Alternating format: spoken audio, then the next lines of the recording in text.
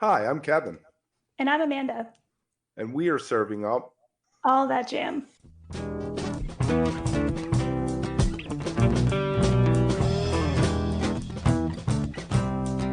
All That Jam, Quick Hit.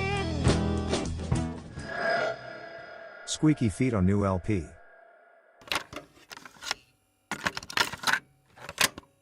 Right. Well, now, is Brian the person who the newest guy? Yeah. Yeah. Yeah. Now, did your former keyboard player also do the sax and flute, or is that a new layer to what you're doing? Yeah, that's new. Right. So Brian how does exclusive. that affect how you approach like a song that you had before, and since you've added them? Do you say, hey, we need to figure out where to get the sax and flute in, or is it something Yeah. that is just organic if it happens? I think it's a little of both. I mean, you guys can correct me if I'm wrong, but like I feel like, you know, there's there's a couple tunes in particular where it's like this would be really sweet if saxophone was here, but it's like not, if saxophone wasn't there, it's not the end of the world. It's just like cool. This section would be cool if there's a sax solo or something, or a jam where there's saxophone. I don't think there's anything written right now where it's like this is specifically needs to be saxophone. Although there's some like notes on some of our tunes that we're recording where it's like Brian sax solo question mark or suit or flute solo question mark. So like that I think it's all like TBD. And as far as like the live thing goes, there's kind of like are you going to play flute tonight? Are you going to play saxophone or something? Sometimes he does it more than others. Sometimes, we'll give him a look on stage and give him like a nod, like, yeah, definitely. What about the sax? If you're really nice to him that day, he might grace you with some flute. When we write something that I'm really excited about with this music is that we don't necessarily just say, okay, here's the chords, here's the melody, etc. We tend to put a lot of thought into like what should each instrument be playing at like this moment.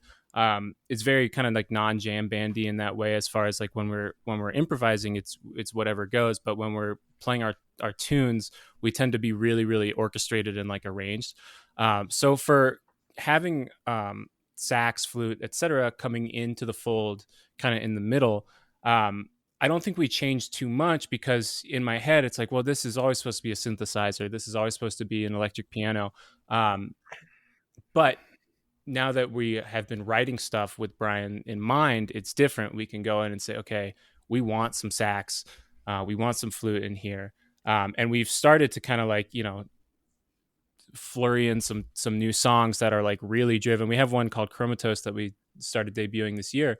That is just like, Brian's on flute to start, and then immediately on the piano, then on the synth, then back to the flute, then he's on the sax for the rest of the song. And it's just like, it's so cool to have those layers, because like I said, we are super into arranging and stuff, and having like horns and woodwinds put in the mix like that, it really just like opens up like this kind of 3D element that in my opinion, like gives us something to like, say, well, this is our thing that's cool. It's like, we're not just like a guitar, keys, bass, drums lineup. We also have this and this, just as like an added, like, hey, Right. Reminds me a little bit of Kofi Berberich when he used to play with Derek Truck's band, and they would have the flute against the harder, or Jethro Tull. I asked on Twitter the other day why no one covers Jethro Tull, and I was like, is it because of the flute? Because there are no people playing flute. Well, we've talked about there, covering them, and it'll probably happen, to be honest. Cross-eyed Mary, gotta go with Cross-eyed Mary. I don't know if anyone could stand on one leg long enough to pull off the authentic experience. It's one thing to play the flute, but the posing, right? Yeah, exactly. Really sells the tull. So, what studio have you been working in, Kev? Well, we did basement. Yeah. Nice. No, that's a good answer. Avoiding the genre of bedroom prog. we're bouncing around. We did the drums at my friend Chris Wright's studio up in Boulder. He's got very cool vintage gear in there, a nice little tracking room, and a huge SSL console. I've worked with him over the years, probably past five years or so, and he always takes care of me in there. The drums sound huge. So we went big in that respect, and then we got super busy with tours and work schedules. So we kind of collected the pieces and took a different approach of dividing and conquering for the rest of the album rather than cramming us in a room and trying to knock stuff out. Everyone's kind of like, you go book this with our engineer and like our producer and go get that done. I've been recently doing some percussion overdubs for my basement, so we're probably, I'd say, around 60% done with the tracking, and then the goal is to kind of tie up all the loose ends before we hit the road for the Southeast, so that the summer could be dedicated to mixing, art, promo, kind of stuff like that. And we'd like to hopefully roll it out in the fall. And then we're aiming loosely to hit your neck of the woods around that time frame. So maybe we'll be yes, tossing back a beer not too far from now. Yes. And what is the tentative title? Or no, we don't have one yet. I like the idea of grabbing a title from one of the lyrics, but I have yet to like sit down with like a scroll and look at them and pick one. If you can't tell, we kind of hate naming things, so put that one off for the last. That's okay. It has to have a name. We have to brand it. Recording has been such like I think we've been wanting to do this for so long that I think the last thing on our mind is like the album name. Like we've just been. We're gonna accidentally put it out and be like, "Oh crap, we forgot to name it." Yeah, it's just going to say untitled because we final text .1.mp4 or whatever. Yeah. Dot wave. Dude, like Peter Gabriel with the solo albums. Right. They were all Peter Mac Gabriel. DeMarco just put out a 200 track album, and all the obviously it's just like a dump from his computer and all unfinished songs, and the names of them are just the date that they were recorded, and I really admire that.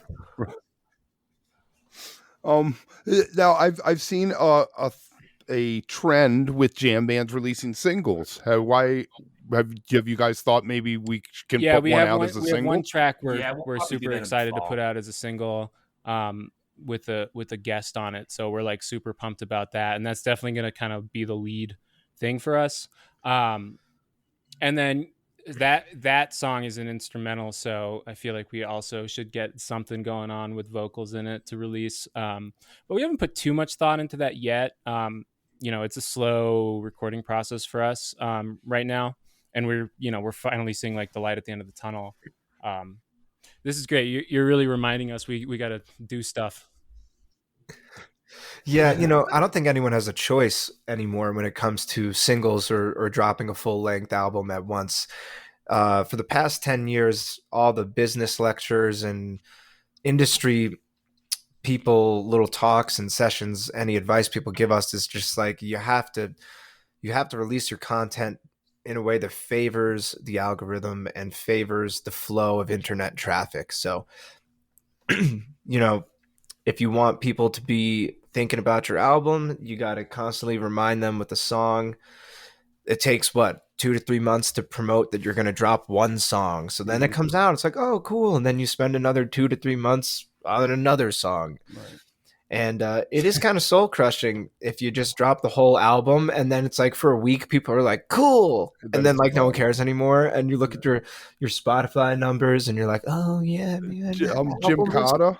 Their last album, Bonfires, they released 10 songs, one a month.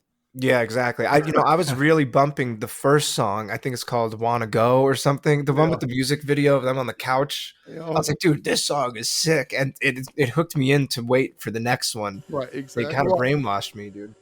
If you are enjoying All That Jam, please like and subscribe to our social media channels at All That Jam Pod on Twitter, Instagram, and Facebook, or visit our website, allthatjampod.com. Make sure to sign up for our email list and tune in every week for new episodes.